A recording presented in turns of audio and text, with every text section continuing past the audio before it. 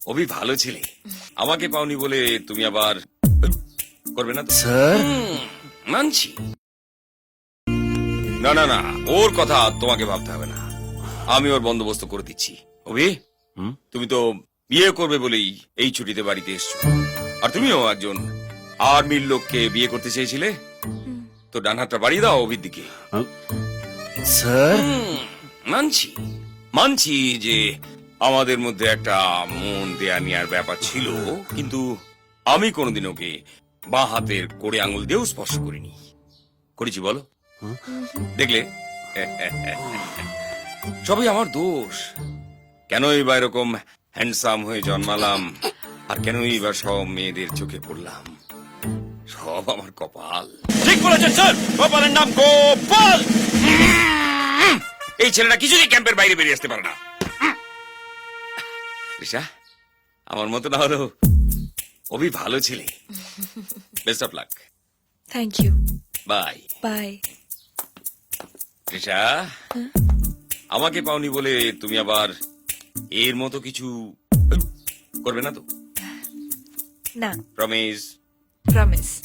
ওকে, by. কি হলো?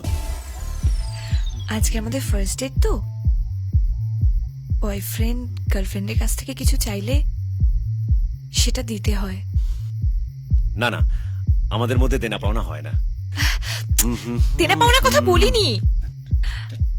আজকে তুমি ইউনো আমার কাছ থেকে যদি হঠাৎ করে একটা কিস চাও, তাহলে তো আমি না বলতে পারবো না।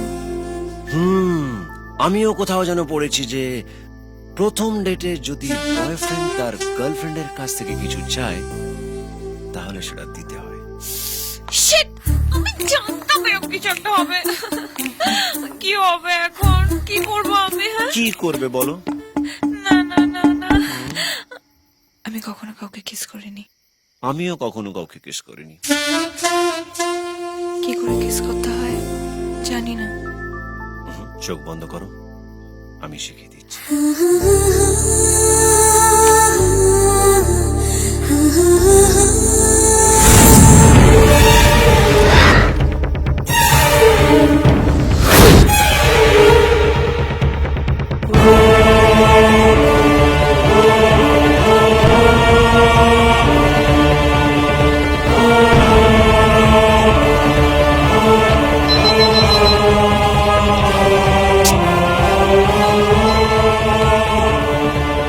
হ্যালো। শান্তি, আমি আন্দাজ করতে পারছি ও কিভাবে আমাদের কাছে পৌঁছবে। আরে অভি, আচ্ছা তুই কি করে জানলি যে ওরা তোকে খোঁজবার জন্য চার্চে যাবে? আমাদের 12 জনের মধ্যে একটাই কমন ব্যাপার ছিল, আমাদের ড্রেস কোড। আমরা সবাই ফর্মালে ছিলাম। ওর মাথায় যদি বুদ্ধি থাকে তাহলে আগে ও চার্চেই হানা দেবে।